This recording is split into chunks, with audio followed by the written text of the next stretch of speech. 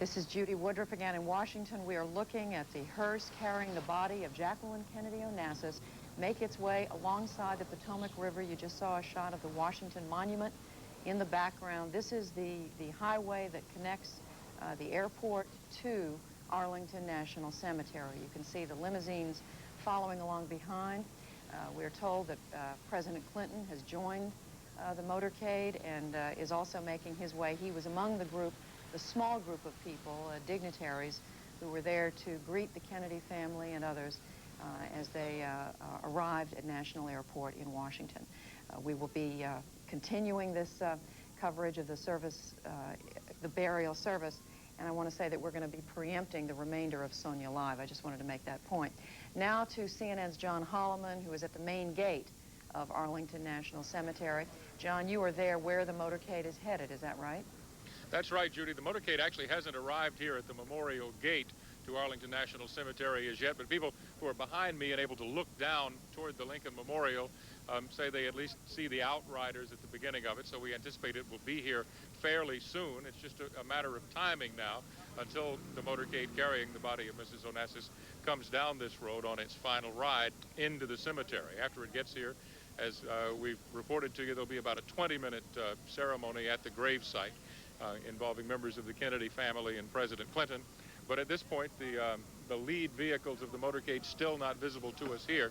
The planners of this event told us that it would take about 5 minutes from the motorcade to get from Washington National Airport to the cemetery here. And of course, as they do for any presidential travel, the streets along the route have been blocked off in preparation for this event. So we anticipate it will be here very, very shortly. The motorcade now coming up to the Lincoln Memorial Circle, we are told, so it should be here now in a matter of seconds. What I will do is get out from in front of the camera, and as the motorcade comes down the street here, we'll give you every opportunity to see it in its completeness as it comes down on Mrs. Onassis' final ride. You can begin to see the police cars that are at the lead vehicles for this motorcade now.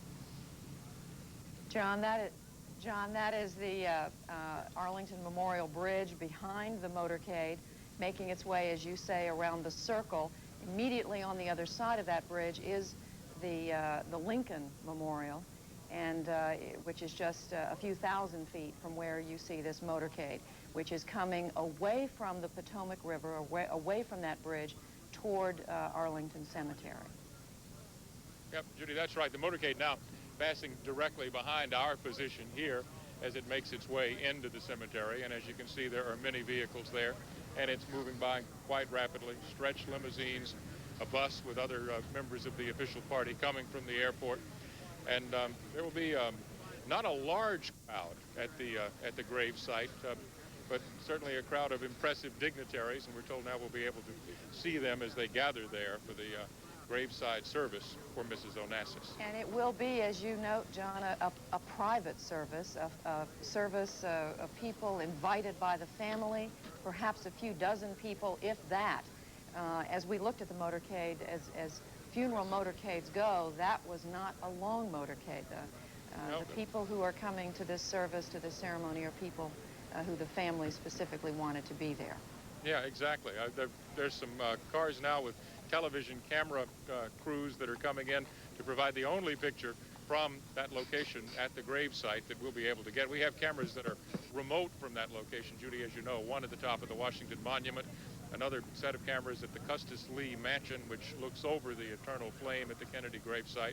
And so the pictures that we get may well be coming from those locations. Perhaps we'll get pictures from a closer vantage point, but it depends on planning that's been done by the White House in preparation for the coverage of President Clinton's appearance here at this event. We're told Mr. Clinton will talk for about 5 minutes, John Kennedy Jr. about the same length of time, and other members of the family will speak very, very briefly before Mrs. Onassis is finally laid to rest.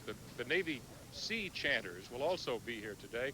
They will sing the Navy Hymn, one of President Kennedy's favorite songs, and that will be the final moment of the graveside part of this ceremony. Then members of the official party will move down to the grave of Robert Kennedy, and from there they'll go to the home of Ethel Kennedy out in the Virginia countryside, and there'll be a reception there at the end of these events here today. It is interesting. I was just going to say, it's interesting that they chose the former retired Archbishop from New Orleans, Archbishop Philip Hannon of Louisiana, whom the Kennedys knew when they were in the White House. Presumably there was a connection there that goes way back.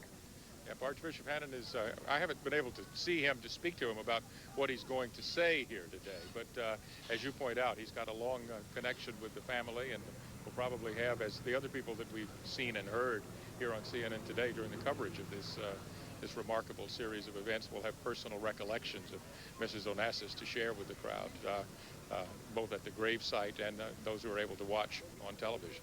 John, as you know, we've been, as you just note, we've been observing these events all morning, and it was just a few hours ago, after the funeral service in New York City, that the body of Mrs. Kennedy Onassis, you can hear the applause of people in the background, Bruce Morton. It was unusual, to say the least, that people would applaud, but it was most certainly out of respect for this extraordinary woman. And spontaneous, and all the people involved in the Mass were stressing this morning that this was meant to be celebratory. It was meant to celebrate a unique, a distinguished life. It wasn't meant to be sad. The Kennedys, you know, the Irish have wakes, and what you do at a wake is you try to have a good time saying good things about the person who's just died. The service was meant to be like that, and I think the crowd fit right in. And in fact, Senator Edward Kennedy started it off that way. I mean, he started it off with an anecdote about last summer at Martha's Vineyard when President and Mrs. Clinton were visiting Mrs. Onassis, and the senator and a friend of the companion of Mrs. Onassis, as he was known, Maurice Templesman, was there, and the senator said, Jackie said to me, "Teddy, you go down and meet the president." He said, "No, Maurice is already there." And she said, "No, Maurice is not running for re-election." His point, of course, being that she had a real sense of humor, and I assume that he wanted to make that point because she was such a private person. That was a side of her that the American public, the rest of the world, did not see. No, not very much, especially if you were reporters. She turned away from reporters. She thought we were in the way, and who could blame her for much of her life. But it was a quality that her friends talked about, and that's why he did, I suppose. And I think the applause was a nice thing. It sounds funny. People applauded at a funeral, but it worked. And it was interesting, too, that her son, John Kennedy Jr., said this morning at the service, he said, and I'm just going to quote here, he said, "Choosing the readings for these services," he said, "we struggled to find the ones that captured my mother's essence. 3 things came to mind over and over again and ultimately dictated our selections." He said they were her love of words, the bonds of home and family, and her spirit of adventure, which Bruce Morton was an interesting choice of words, wouldn't you say? Well, the love of words was reflected in Caroline Schlossberg. The daughter read an Edna St. Vincent Millay poem, and she said where she found that poem was in a book of poetry which her mother, Jaqueline, had won as the literature prize way back in high school. So the love of words goes way back. All right, Bruce Morton, as we see these pictures of the limousines carrying family and close friends of Jaqueline Kennedy Onassis arriving at Arlington National Cemetery, we'll say that our coverage will continue at the top of the hour, and we will bring you live coverage of the burial service at approximately 2:30 Eastern Time.